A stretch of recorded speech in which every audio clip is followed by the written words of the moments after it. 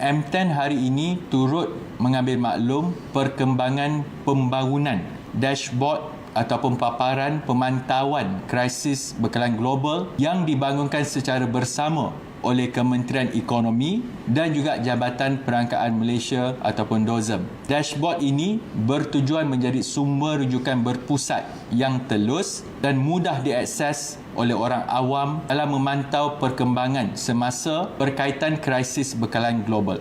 Paparan awam dashboard ini kita akan merangkumkan 10 submenu utama, antaranya terkait dengan isu tenaga, komoditi, kos sara hidup, prestasi ekonomi dan juga aliran perdagangan.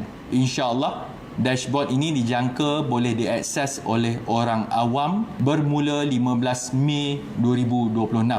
Pada masa yang sama, paparan khas kerajaan pula akan digunakan sebagai platform pemantauan dalaman bagi menilai perkembangan krisis, mengenal pasti risiko awal serta merangka strategi dan tindakan mitigasi secara lebih tersusun berasaskan data yang hampirnya masa nyata.